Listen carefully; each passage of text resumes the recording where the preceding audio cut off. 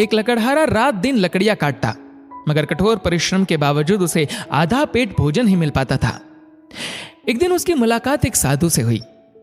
लकड़हारे ने साधु से कहा कि जब भी आपकी प्रभु से मुलाकात हो जाए, मेरी एक फरियाद उनके सामने रखना और मेरे कष्टों का कारण पूछना।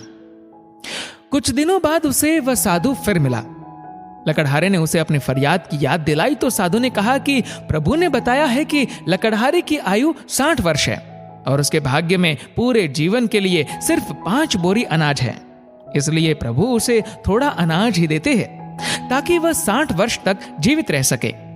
समय बीता, साधु उस लकड़हारे को फिर मिला तो लकड़हारे ने कहा, ऋषिवर, अब जब भी आपकी प्रभु से बात हो तो मेरी यह फरियाद उन तक पहुंचा देना कि वह मेरे जीवन का सारा अनाज एक साथ दे दे, ताकि कम से कम एक दिन तो मैं भरपेट भोजन कर सकूं।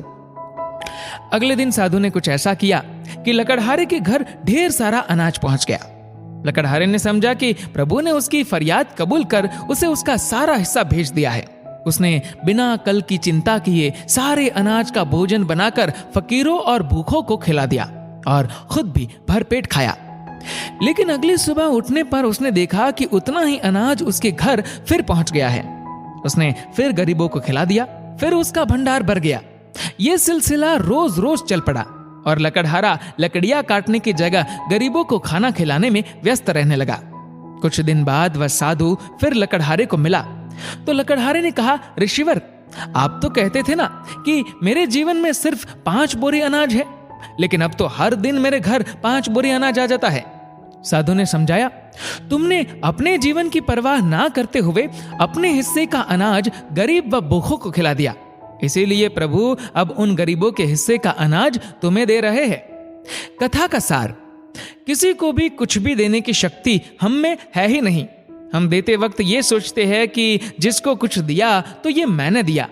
दान, वस्तु, ज्ञान, यहां तक कि अपने बच्चों को भी कुछ देते या दिलाते हैं तो कहते हैं मैंने दिलाया।